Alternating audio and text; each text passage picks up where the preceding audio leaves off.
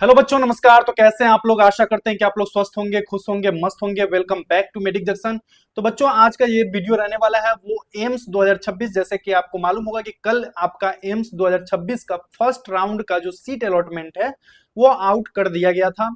तो उसके रिगार्डिंग बहुत सारे बच्चों का मैसेज था कि भैया मुझे कॉलेज अलॉट नहीं हुआ, तो मेरा कैटेगरी के अकॉर्डिंग मुझे क्या सेकेंड राउंड में कॉलेज अलॉट हो जाएगा, यानी कि एम्स अलॉट हो जाएगा। सेकेंड राउंड का क्या कट ऑफ रहने वाला है, तो उसके रिगार्डिंग आज का वीडियो रहने वाला है। डॉक्यूमेंट के रिगार्डिंग वीडियो रहने वाला है, और साथ ही साथ जिन बच्चों को कॉलेज अलॉट हो चुका है उन्हें भी कुछ इंपॉर्टेंट पॉइंट्स हैं जो कि एम्स के थ्रू रिलीज की गई है, तो उन पे फोकस करने की जरूरत है। ठीक है, तो वीडियो के लास्ट तक बने रहिएगा, आपका सारा डाउट इसी वीडियो में क्लियर होने वाला है। देखिए, पहले तो एनआरएनपी का मतलब समझ लीजिए कि जिन बच्चों के मतलब नाम के आगे एनआरएनपी लिखा हुआ है उसका मतलब हुआ कि नॉट पार्टिसिपेट और नॉट रजिस्टर्ड, यानी कि वो ऐसे बच्चे जिन्होंने काउंसलिंग में पार्टिसिपेट ही नहीं किया। ठीक है, तो उनके नाम के आगे लिखा हुआ है एनआरएनपी, तो इसका मतलब आपको समझ में आ गया। और सेकंड है एफसीएनए, जो कि बहुत सारे बच्चों का यही मैसेज था कि भैया एफसीएनए लिखा हुआ है मेरे नाम के आगे, तो क्या वो हमको सेकेंड राउंड में कॉलेज अलॉट होगा? बच्चा देखिए, इसका मतलब होता है कि फील्ड चॉइस नॉट अवेलेबल, यानी कि आपने चॉइस फिलिंग तो किया, आपने काउंसलिंग किया, लेकिन आपको कॉलेज अलॉट नहीं हुआ फर्स्ट राउंड में। तो फर्स्ट राउंड में जिनको भी कॉलेज अलॉट नहीं हुआ है उन्हें कुछ नहीं करना है, चुपचाप वेट कीजिए। सेकेंड राउंड में आपको कॉलेज अलॉट होने की उम्मीद है, और कितने रैंक तक की उम्मीद है कि उनको कॉलेज अलॉट हो जाएगा वो हम लोग लास्ट में बात करेंगे। लास्टली कितने रैंक तक एम्स अलॉट हुआ है कैटेगरी वाइज। ठीक है, तो आइए देखते हैं। यूआर की बात करें तो 1803 1803 क्लोजिंग रैंक है भाई। अगर आप अनरिजर्व कैटेगरी से हैं और आपका रैंक 1803 तक था तो आपको कॉलेज मिल चुका है। ठीक है, ओबीसी की बात करें तो क्लोजिंग रैंक था 2047। कितना है इस बार फर्स्ट राउंड का क्लोजिंग रैंक? 2047। और आपको एक बात बता के चलें कि पिछले बार यूआर का 1704 या 1708 के समथिंग क्लोज हो गया था सेकेंड राउंड में। तो सोचिए कि इस बार आपका 1803 पे फर्स्ट राउंड में ही क्लोज हुआ है, यानी कि ज्यादा रैंक वाले को भी इस बार सेकेंड राउंड में कॉलेज मिलने की हाई प्रोबेबिलिटी है। इसके पीछे भी एक रीजन है, वो भी हम बताने वाले हैं। ओबीसी की बात करें तो 2047 पे इस पर क्लोज हो गया फर्स्ट राउंड में। एससी की बात करें तो 8634 पे क्लोज हुआ है फर्स्ट राउंड में, तो सोचिए कि सेकेंड राउंड में क्या हो सकता है। एसटी की बात करें तो 14203 पे फर्स्ट राउंड में क्लोज हुआ है, यानी कि हाई रैंक वाले को भी इस बार एम्स मिला है। ईडब्ल्यूएस की बात करें तो 2306 पे क्लोज हुआ है। कितना पे क्लोज हुआ है? 2306 रैंक ईडब्ल्यूएस वाले का क्लोज हुआ है। ठीक है, ये फर्स्ट राउंड का था।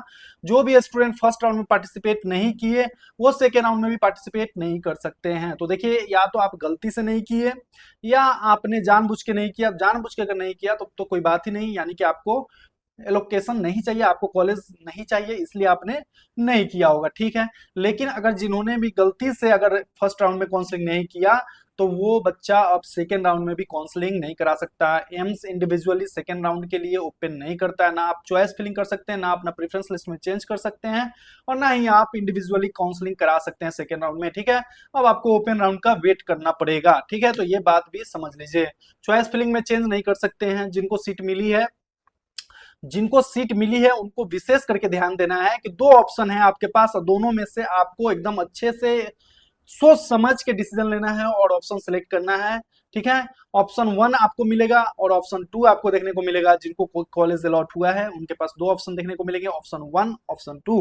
ऑप्शन 1 वो बच्चे सेलेक्ट करेंगे जिन्हें जो एम्स मिला है उसमें वो चाहते हैं कि हाँ, मुझे मेरे मन मुताबिक, मेरे इच्छा अनुसार एम्स मिल गया है, अब मुझे अगले राउंड में पार्टिसिपेट नहीं करना है, काउंसलिंग में पार्टिसिपेट नहीं करना है, जो एम्स मुझे मिला उसी में मुझे एडमिशन कराना है।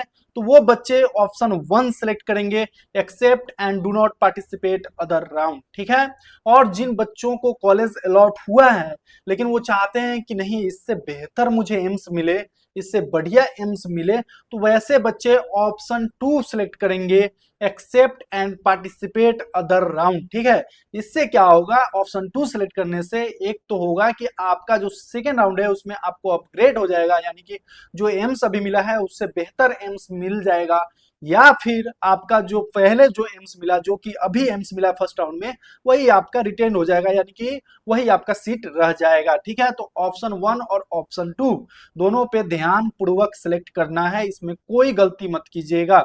ठीक है, सेकेंड राउंड में अगर सीट अपग्रेड हुआ और आप ज्वाइन नहीं करते हैं तो 1 लाख का पेनाल्टी देना पड़ेगा। इस बात को भी ध्यान में रखिएगा कि सेकेंड राउंड में आपने अपग्रेड तो कर दिया, ठीक है, फर्स्ट राउंड में आपको कॉलेज मिला, आपको कॉलेज पसंद नहीं आया, एम्स पसंद नहीं आया, अब क्या किया, आप अपग्रेड कर दिए, ठीक है। अपग्रेड करने के बाद आपको अपग्रेडेड सीट भी मिल गया। जैसे कि अब मान के चलते हैं हम कि आपने एम्स देवघर आपको मिला, ठीक है, आपके 5वें नंबर पर प्रेफरेंस में था एम्स देवघर, आपको एम्स देवघर मिल गया, और चौथे नंबर पर था आपका एम्स पटना। आपने क्या किया कि देवघर छोड़ के आपने सोचा कि मैं बिहार से हूँ, मैं पटना में ही रहूंगा, मैं पटना एम्स भी मिलने का मुझे उम्मीद है, मेरा रैंक ठीक है, एक काम करते हैं अपग्रेड कर देते हैं। तो अपग्रेड आपने कर दिया, अब आपको सेकेंड राउंड में अपग्रेड होके एम्स देवघर से एम्स पटना मिल गया, ठीक है। अब एम्स पटना अगर आपको मिल गया सेकेंड राउंड में, अपग्रेडेड सीट मिल गया, और अगर आप ज्वाइन नहीं करते हैं तो आपको 1 लाख का पेनल्टी देना होगा। तो भैया ध्यान से, ठीक है। डॉक्यूमेंट की बात करें तो ऑफर लेटर, ठीक है भाई, offer letter, seat allocation letter, final registration slip, admit card AIIMS का, 10th passing certificate, 12th passing certificate, ठीक है, बर्थ सर्टिफिकेट भी ले लीजिएगा, इन दोनों में अटैच करना है, 10th के पासिंग सर्टिफिकेट और 12th के पासिंग सर्टिफिकेट में बर्थ सर्टिफिकेट भी अटैच करना है, कैटेगरी सर्टिफिकेट, ठीक है। ये आपके डॉक्यूमेंट्स हैं जो कि आपको लेके जाना है, जिन बच्चों को कॉलेज अलॉट हुआ है वो जरूर लेके जाएंगे, और ये डॉक्यूमेंट्स ध्यान पूर्वक सारे डॉक्यूमेंट्स बनवा लेंगे, ठीक है। सेकेंड राउंड की बात करें तो सेकेंड राउंड में कितने रैंक तक के बच्चों को उम्मीद है कि उन्हें सेकेंड राउंड में एम्स मिल जाएगा। तो अगर आप यूआर कैटेगरी से बिलोंग कर रहे हैं तो इस बार क्लोजिंग रैंक था वो था 1803, और इस बार सेकेंड राउंड का क्लोजिंग रैंक रह सकता है 2500 या 2500 प्लस भी जा सकता है। यानी कि अगर आप अनरिजर्व कैटेगरी से बिलोंग कर रहे हैं और आपका रैंक 2500, 2600, 2700 के आसपास है, और आपने चॉइस फिलिंग किया है, आपने काउंसलिंग में पार्टिसिपेट किया है, तो आपको भी एम्स मिलने की हाई प्रोबेबिलिटी है। ओबीसी की बात करें तो 3500 या 3600, 3500 या 3500 प्लस मान लीजिए, 100-200 आपको भी कॉलेज मिलने की हाई प्रोबेबिलिटी है सेकेंड राउंड में। ईडब्ल्यूएस की बात करें तो 3300 या 3300 प्लस, अगर आपके 100 या 200 प्लस उससे ज्यादा भी है 3300 से, तो भी आपको कॉलेज मिलने की हाई प्रोबेबिलिटी है। और एससी की बात करें तो 12,000 तक भी अगर आपका रैंक है तो आपको कॉलेज मिलने की हाई प्रोबेबिलिटी है, और एसटी को तो 14,000 कुछ पे तो इस बार ही मिला है फर्स्ट राउंड में, तो इसका तो मान के चलिए आप 20,000, 21,000, 22,000 तक भी आपको कॉलेज मिलने की हाई प्रोबेबिलिटी है, ठीक है बच्चा, ठीक है।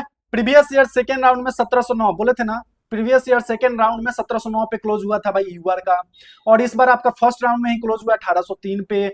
और इस बार ज्यादा रैंक वाले को कॉलेज मिलने के पीछे रीजन क्या है, पेनाल्टी फी बढ़ने के कारण बहुत बच्चे पार्टिसिपेट ही नहीं किए।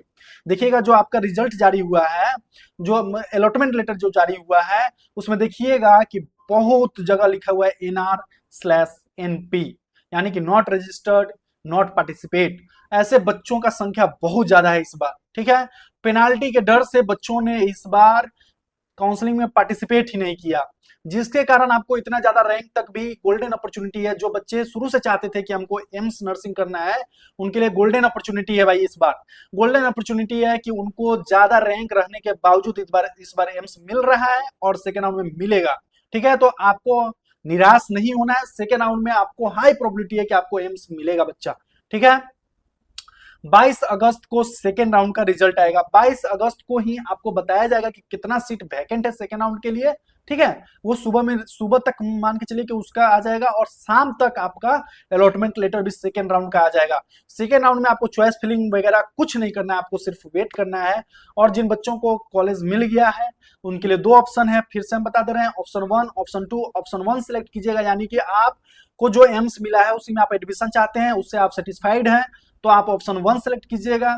और ऑप्शन 2 उन बच्चों को सिलेक्ट करना है कि जिनको जो एम्स मिला है उसमें वो नहीं चाहते हैं, वो चाहते हैं कि उससे अच्छा एम्स मिले, तो वो ऑप्शन 2 सेलेक्ट करेंगे। ऑप्शन 2 सेलेक्ट करने पे एक बात ध्यान रखना है कि अगर आपको अपग्रेड सीट अलॉट हो जाता है और अगर आप वो भी सीट छोड़ देते हैं तो आपको 1 लाख का पेनाल्टी देना है। तो ध्यान पूर्वक, शांति पूर्वक और ईमानदारी पूर्वक सब कुछ करना है, ठीक है भाई, ठीक है। और देखिए आपको कोई भी दिक्कत हो ना तो 6201690771 यहाँ पे मैसेज करके आप अपना काउंसलिंग के रिगार्डिंग डाउट क्लियर कर सकते हैं, ठीक है बच्चा।